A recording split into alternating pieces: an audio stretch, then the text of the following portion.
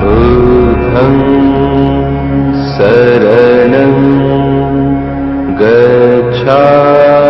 गच्छामि धम्मं शरणं गच्छामि संघं शरणं गच्छामि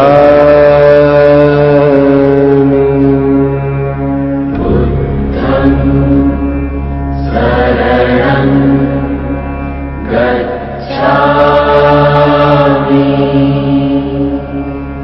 धम्मं शरणं गच्छामि संघं शरणं गच्छामि बुद्धं शरणं गच्छामि धम्मं शरणं गच्छामि संघं शरणं गच्छामि बुद्धं शरणं गच्छामि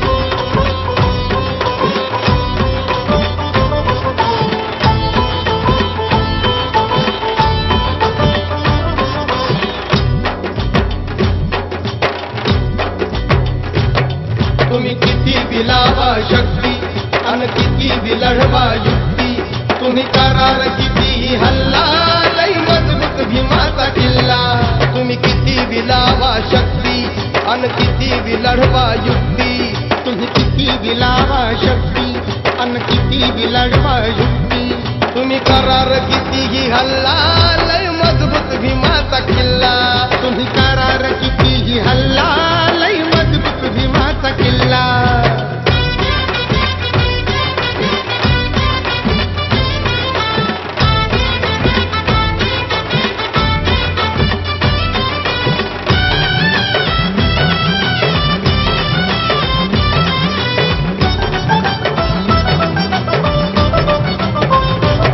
रक्त तिळ तिळ ते आटवून तिळ तिळ ते आटवून किल्ला बांधून ठेवलाय त्यानं किल्ला बांधून ठेवलाय त्यानं किल्ल्यावरी ते निळ निशाण किल्ल्यावरी ते निळ निशाण फडकवलंय माझ्या अभिमान फडकवलंय माझ्या अभिमान वाघ भीत नाही मांजरीच्या किल्ला लय मजबूत भीमाचा किल्ला वाघ भीत नाही मांजरीच्या किल्ला लय मजबूत भीमाचा किल्ला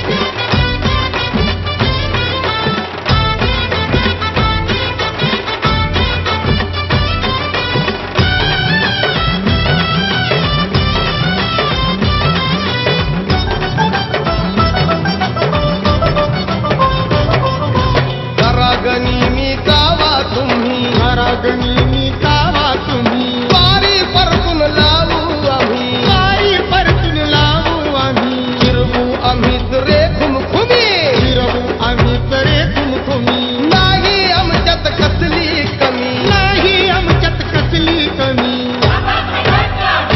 नात तिकडच चालवा खुल्ला लई मजबूत भीमाचा किल्ला नात तिकडच चालवा खुल्ला लई मजबूत भीमाचा किल्ला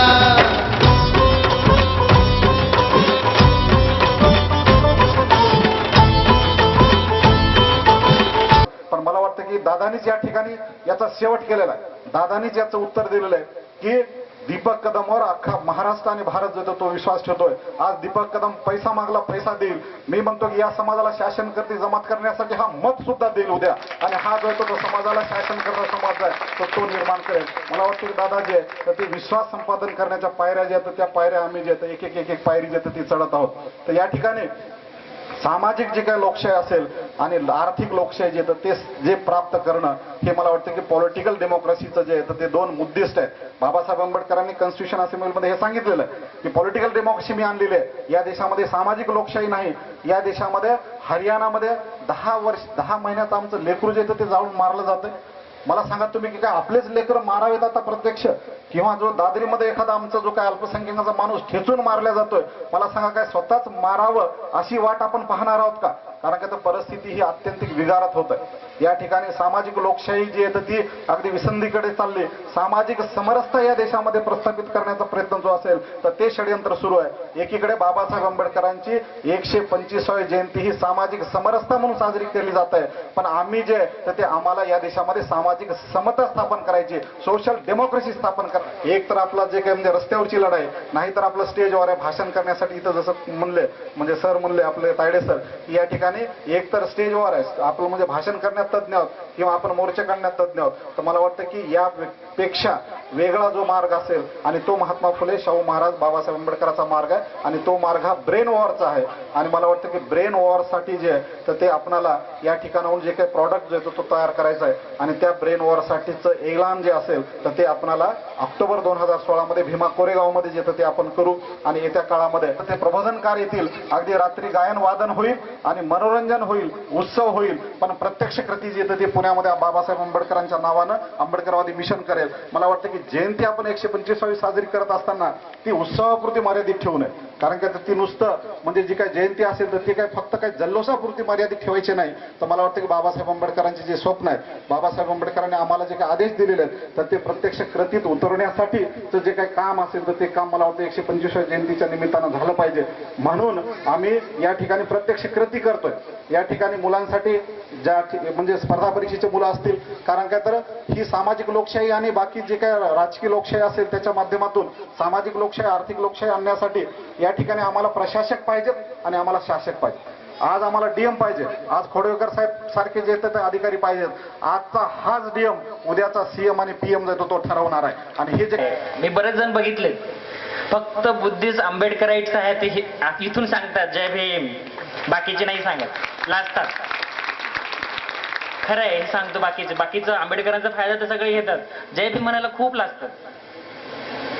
बाकीचे सांगतो आपले नाही. जो बोलतो जय भीम तोच आपला बाकी गेले सगळे खड्ड्यात.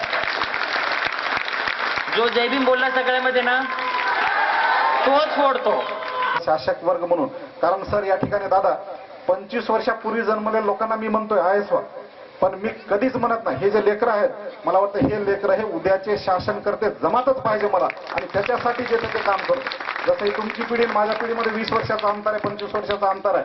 कारण काय तर 25 वर्षापूर्वी जन्मलेल्या लोकांना आम्ही आयएसपा म्हणतो. माझ्याकडे जे हे मुलं आहेत हे 25 वर्षापूर्वी जन्मलेले आहेत पण हे जे लेकरं आहेत हे लहान लहान लेकरं आहेत तर हे उद्याचं भविष्य आपलं आणि हे 25 वर्षानंतर 50 वर्षांची जी काही प्लॅनिंग असेल तर ती आपण केली पाहिजे.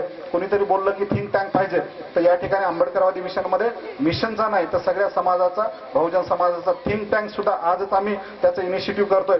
आजच आम्ही त्याचं जे काही लॉन्चिंग असेल अशोका सामाजिक सोशल म्हणजे ASRC अशोका सोशल रिसर्च सेंटरच्या माध्यमातून हे पूर्ण समाजाचं सोशल ब्रेन म्हणून या ठिकाणी आम्ही कार्यान्वित करत आहोत आंबेडकरवादी मिशनचं. हे काय दीपक कदमचं एकटं नाही. मला वाटतं की याचं काय काम आहे तर याचं काम हे देशातील समाजातील सामाजिक आर्थिक राजकीय शैक्षणिक समस्यावर विचार करावा गहन विचार करावा आमच्यासाठी सोल्युशन्स सांगावेत आणि ते सोल्युशन जे येतं ते समाजामध्ये नेण्याचा प्रयत्न असेल तर तो आम्ही नक्की करणार आहोत किंवा त्याची अंमलबजावणी जी येतं ती करणार आहोत. तर याच्यासाठी जे कारण आजचा जो उच्च शिक्षित आहे सर्वोच्च शिक्षित आहे थोडं वाटतं. पुन्हा एकदा नेमका आंबेडकरवाद काय याच्याबद्दल 2 मिनिटं मला बोलायचंय. आंबेडकरवाद म्हणजे व्यक्ती केंद्रित समाज व्यवस्था. पूर्ण जगाचा संघर्ष, आधुनिकतेचा जो संघर्ष आहे तो समूह केंद्रित समाज व्यवस्थेतून व्यक्ती केंद्रित समाज व्यवस्था याची सुरुवात युरोपमध्ये झाली. म्हणून युरोपमध्ये भांडवलशाहीचा उदय आला. भांडवलशाहीतून त्यांनी भारताकडे आले. मग आपल्याकडे इतिहास वेगवेगळ्या अँगलनं वेगवेगळ्या लोकांनी लिहिलेला आहे. पण त्यांनी सर्वात पहिल्यांदा त्यांना कंझ्युमर पाहिजे होता. आणि कंझ्युमर म्हणजे कमवून वस्तू विकत घेणारा. जर तो कमवून वस्तू विकत घेणारा असेल तर त्याला वस्तू विकत घेण्याचं आणि कमवण्याचं स्वातंत्र्य पाहिजे.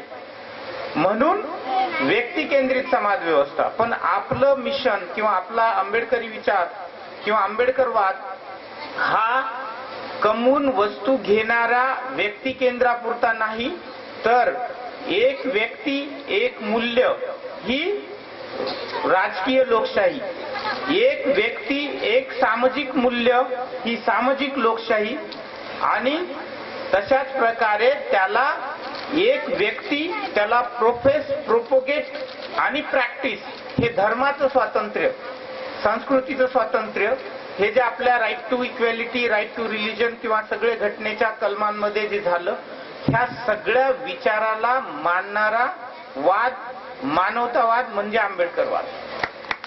आणि तो सर्वांसाठी या देशासाठी लागू आहे. तो काही विशिष्ट फक्त चौकटीमध्ये 10-20% मानतात किंवा त्यांना मानवल्या जातं यांच्यासाठी नाही. खरं तर या देशातल्या प्रत्येक व्यक्तीचा आधुनिक की संघटित व्हा, शासनकर्ते व्हा, हा संदेश, ही थीम आहे आमची. आणि ह्या थीमच्या आधारावर शासनकर्ते बना, संघटित बना, शासनकर्ते बना. या बाबासाहेब आंबेडकरांच्या जयंतीमध्ये नाचवणार आहेत का मला सांगा. मला वाटतं की गल्ली बोळामध्ये हे लोक जे तर ते गायक आणून जयंती साजरी करतील. पण या ठिकाणी दीपक कदमनं हा निश्चय केलेला आहे की बाबासाहेब आंबेडकरांची जयंती ही पूर्ण देशभरामध्ये जाऊन आम्ही साजरी करू, पूर्ण देशभरामध्ये. कारण गल्ली बोळामध्ये नाही, अगदी म्हणजे नांदेडच्या स्तरावर नाही. आणि याचा प्रारंभ इथून आम्ही केलेला आहे. प्रारंभ इथून केलाय. 24 तारखेला 24 एप्रिलला अंतरिम समारोप दिल्लीमध्ये होणार आहे. दिल्लीचे हॉल बुकिंग बाकी ह्या सगळ्या गोष्टी झालेल्या आहेत. मला तुम्हाला सगळ्यांना आव्हान आहे की 24 तारखेला तुम्ही सगळे दिल्लीमध्ये थडकणार. दिल्लीमध्ये आपण ही सगळी जयंती साजरी करू. तोपर्यंत महाराष्ट्रामध्ये आणि देशभरामध्ये आम्ही करू. आणि याचा अंतिम समारोप जो आहे तर तो अंतिम समारोप आम्हाला जो आहे तर तो पुण्यामध्ये भीमा कोरेगावला करायचा आहे. कारण काय तर आम्हाला आमच्या लढाईला जे आहे, कारण आम्हाला आमच्या उद्दिष्टाला जे आहे तर ते मला वाटतं की आपल्याला विसरलं नाही पाहिजे. हे सगळं कशासाठी करायचं? हे सगळं याच्यासाठी करायचंय की 1818 मध्ये तलवारीनं आम्ही युद्ध जिंकलं. आता जे काही पुढची लढाई आहे तर ती लढाई बाबासाहेबांनी सांगितल्याप्रमाणे पेन आणि ब्रेननं जे ती करायची. त्यावेळेस 500 महारांनी हे जिंकलं. आज मला वाटतं की संपूर्ण भारतातून जर 500 बहुजनांना जे ते तयार करून मला वाटतं की 500 बहुजन खूप झाले. कारण एक